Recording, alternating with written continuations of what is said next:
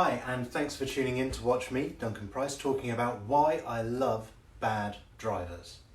And that may sound like an odd thing, but I absolutely do love bad drivers.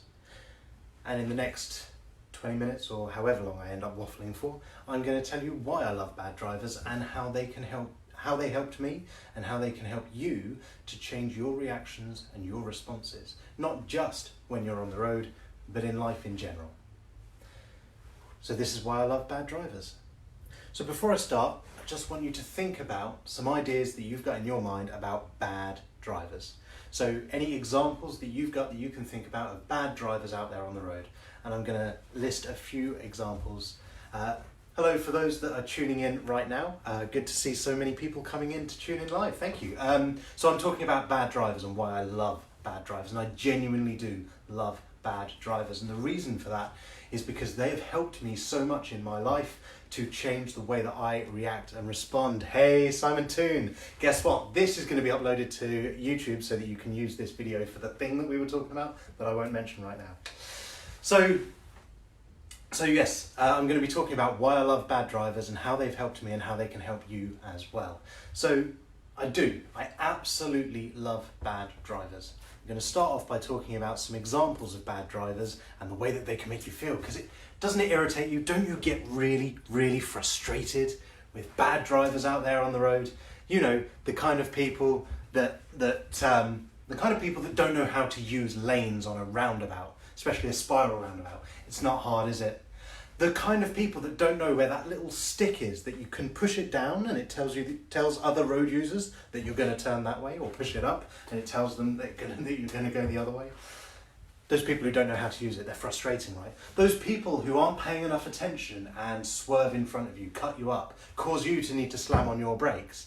Yeah, I'm seeing the angry faces coming up. Absolutely, it's frustrating, isn't it? All those people out there on the road that don't know how to drive. But here's the thing.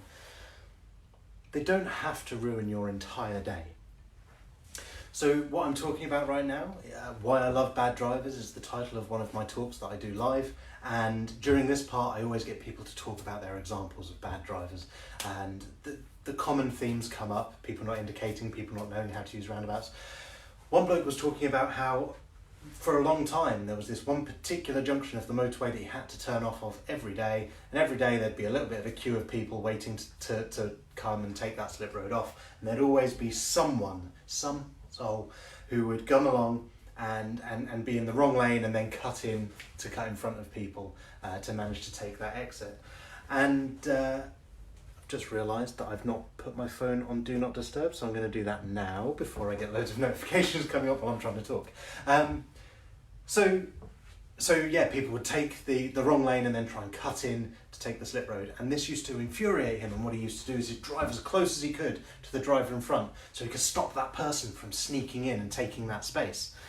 And then he would get frustrated about that, and then he'd get to work and he would still be fuming about this person, this bad driver that had angered him, and he wouldn't let it go. That would be the first half of his day. He would be holding on to that tension, that frustration from that situation.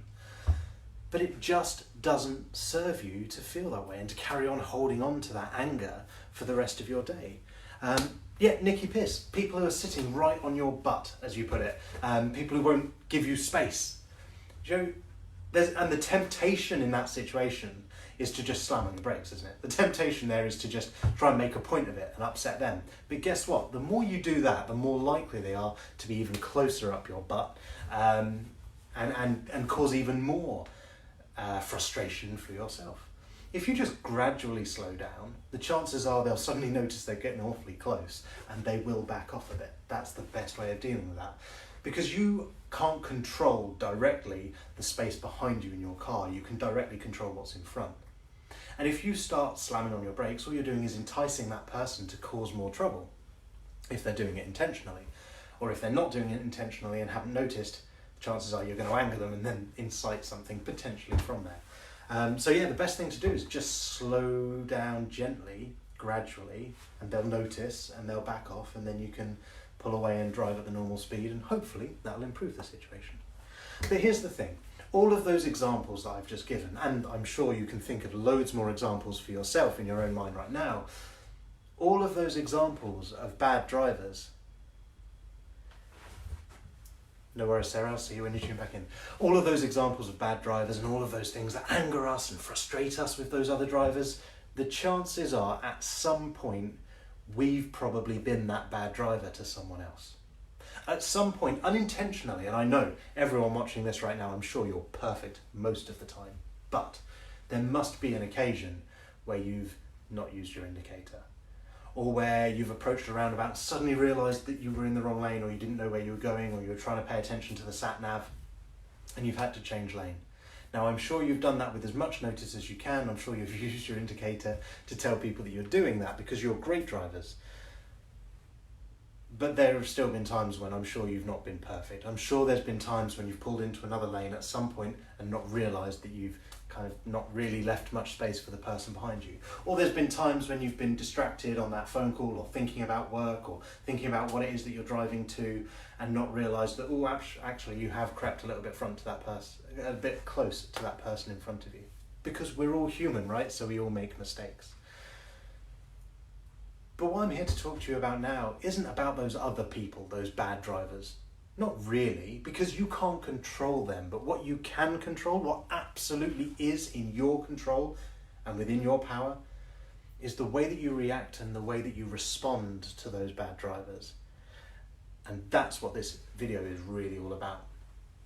This is all about how you change those reactions and those responses. And here's the great thing, those bad drivers out there, when you're in that car, that lovely little protective box of metal where you're slightly separated from the outside world, you have a very different reaction to the things that are going on around you that you wouldn't necessarily react openly and overtly in that same way in a different situation. Some of the language that I've heard come out of the mouths of people who wouldn't dream of talking that way normally, but suddenly you put them in a metal box on a road and it's okay for them to use words and language that you never would hear them say otherwise. And I'm sure you've probably found yourself saying some rather choice words at points, and reacting and acting in ways that you wouldn't normally. But here's the thing, it is completely normal and completely natural for us to react and respond in the way that we do to bad drivers. Of course it is. We feel like, and quite rightly in a lot of occasions, our life has been put at risk. And so, therefore, we go into protection mode, we go into survival mode. That's what's happening, and that's what we're designed to do, okay? When we see a threat, because we may have evolved culturally and technologically a lot, a huge amount in a very short amount of time, but despite all of that evolution, we're still human, and we're still ultimately just cavemen with a very much more complicated construct of culture around us. So we're still designed to react and respond in the way that we would to threats in the wild, right? So if something threatens us, we need to be able to react and respond. Our amygdala, that part of our brain that takes over and does that fight or flight, that's where the blood flow rushes to, and then instantly we pump ourselves full of cortisol and adrenaline and stress hormones ready to deal with that situation. And the way that we deal with that is by fighting someone or running away to protect ourselves. Because that's what we are designed to do, survive and continue the human race. That's ingrained within all of us. The thing is, that person hasn't actually directly tried to hurt us. And getting out and fighting that person isn't going to make any difference to the threat. In fact, it's more likely, especially in the case of driving and bad drivers, road rage, it's far more likely to cause a problem if you do pull over and go and try and fight that person. What you can do, of course, is let that person drive off and make the decision, make the choice that you're not going to let that ruin the rest of your day. But there's so much more that you can do as well. So the first thing is to recognize that that person hasn't cut you up. They haven't. It feels like that to you, but that's not what's actually happened. What's happened is they've changed lanes without looking properly. You happen to have been the person that was there when they did it. They didn't go out of their way and decide that you were the person that they were going to target today and they were going to cut in front of you or change lane inappropriately or not indicate or whatever else. They've not decided to do that to you. They've just decided to do that, and it happened to be you that was there at the time. So step one is to just not take it so personally, to understand that that's happened and you were there, but it hasn't happened to you. It wasn't aimed at you.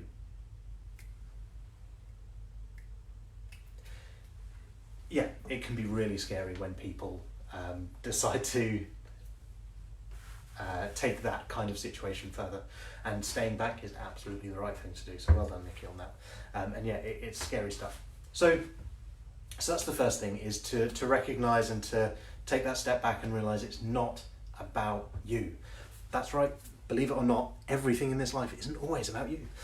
So take that step back and allow that to happen, and recognise that it's not aimed at you, it's not a personal attack. Because here's the thing, that with that blood flow to the amygdala, with that part of your mind connecting and trying to keep you safe, you want to fight, but fighting isn't going to do you any good. Recognising that is the first step. The next step is take a nice deep breath to calm yourself down. It's amazing, the power of a deep breath. And that gives you time, and gives you time to think. So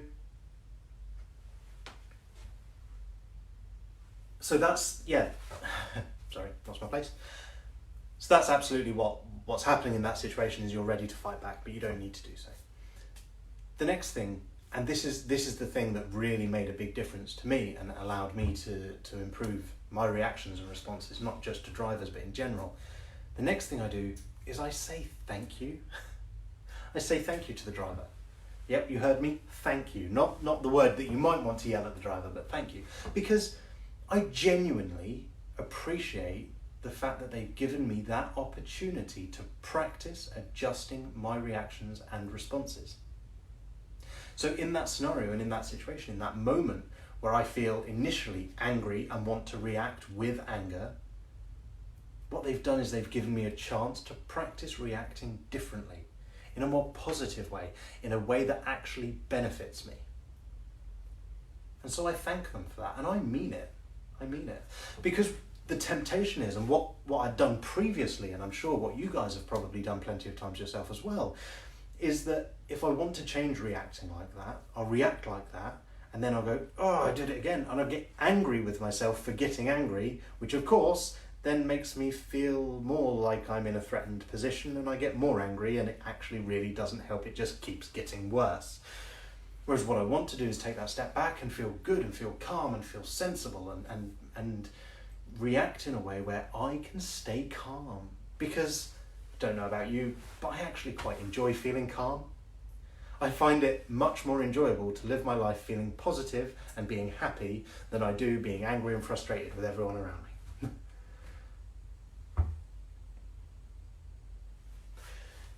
And so that's what I do now, is I recognise, I don't get angry with myself for feeling that way. And in fact, now I rarely even feel that way, because over time I've practiced this more and more. But that was the next step, was to not get angry with myself for feeling angry, but to acknowledge that I feel that way, accept that it's okay to feel that way, and embrace the opportunity to change that.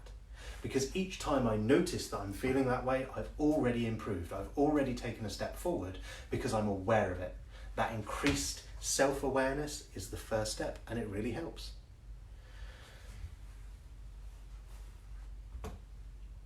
And here's the thing. As much as this is about bad drivers, it's not about bad drivers. It's about a step, just one thing that you can do to start changing and improving the way that you react and respond to situations around you. Bad drivers give you a great opportunity to do that because you're sat there, it's unlikely that you're not aware of your reactions and your responses, but because you're in that metal box, that distance back, it gives you the chance to really notice it, reflect on it, appreciate that opportunity, and practice changing your reaction. That's what this video is really all about. And that's the changes that you can make. And you can start making those changes right now. And being in a car, having those bad drivers around you is a great way of doing that, because they are forcing you into a situation where you become aware of your reactions and responses in a way that doesn't always naturally happen in other situations. And of course, the more you become aware of it when you're driving, the more you can become aware of it and take control of your reactions and responses in other situations as well. So I want you to now think, we spent a lot of time at the beginning thinking about bad drivers and all the horrible things and terrible situations. I want you to now think about a good drive, a positive experience that you've had driving. And normally when I talk about this, the kind of responses and replies that I get are people thinking about a nice country drive, a nice drive down country lanes in the sunshine, or driving to go on holiday and the excitement that's there. And when you look at it and the difference between those driving experiences that you've not enjoyed and the ones that you have enjoyed, it's not necessarily about the other people on the road. A lot of the time it's about you, the state of mind that you're in, and your reactions. For example, when you're driving on holiday, you're excited about where you're going. When you're driving down country lanes on a Sunday, you're not in a rush to get somewhere. Through the week, you're getting to work, you're rushing from this thing to that thing, you've got to drop the kids off here, you've got to go to the after-school clubs, whatever it might be that you're rushing around for. But those drives that you enjoy, you generally enjoy because you're not rushing to get somewhere. You're in it for the journey. And that's the difference. So if you want to make it easier for yourself to make those changes and to get less stressed by driving, to feel better about driving and actually enjoy it more, number one, give yourself more time. More time is so important because if you've got more time, you don't need to worry about that idiot in front that's doing something. You can just hang back and let them do their thing. It doesn't matter if you miss that junction rather than get into that confrontation with the person that's trying to race against you, because you can always just go and turn around at the next roundabout or take the next exit and double back, whatever it might be. Time is such an important factor. And if you, like me, you're the kind of person that your day is just full, you've got so much going on. I sometimes have days like that.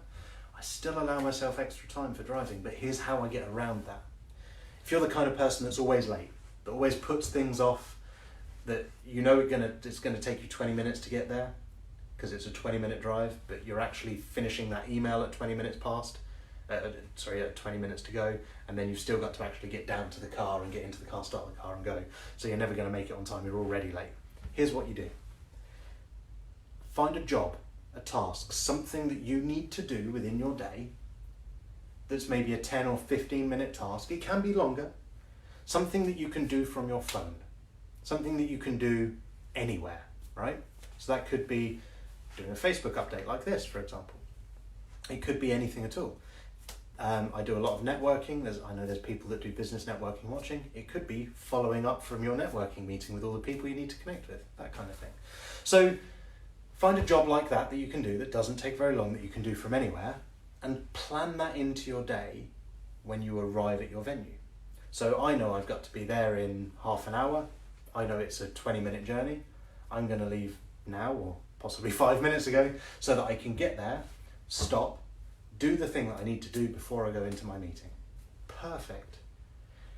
Worst case scenario, I don't have time to do that 5-10 minute job, and I do that 5 or 10 minute job before I get into the car or before I leave for my next thing. But more likely, I'll be able to get there in the time to be able to do that. But if I don't, it doesn't matter. So I'm no longer in a rush. I'm no longer panicked about getting somewhere on time because I've given myself extra time to do it. The next, just to reiterate, give yourself time. Allow yourself and choose to react and respond in a more positive way to those people that are driving badly around you, and enjoy that, embrace that, because what they're doing is they may be driving poorly, but it's given you a great opportunity to practice changing your response and your reaction based on their poor driving. And the more that they do that, the more opportunity you have to practice, and the more that you practice, guess what? The better you get. And the better you get at choosing and changing your reactions and responses while driving, the easier it will be for you to apply that to so many other areas of your life. So when someone around you is doing something that irritates you, frustrates you, annoys you, winds you up, you can choose more and more easily as a result of this practice to react in a way that doesn't frustrate you and wind you up and make things worse. There we go. That is why I love bad drivers, and I'd love for you to go out and start loving bad drivers more too. Please do give me feedback on what you think about this video. Yeah, let me know your thoughts, let me know how you get on. Thank you very much everyone for watching. Thank you for those that are watching on the replay. Do continue to, by all means, to put comments and questions below, and I will get back to you on those points. Thanks very much. Take care everyone. Jonathan, you've tuned in just in time for me to press the finish button. Bye!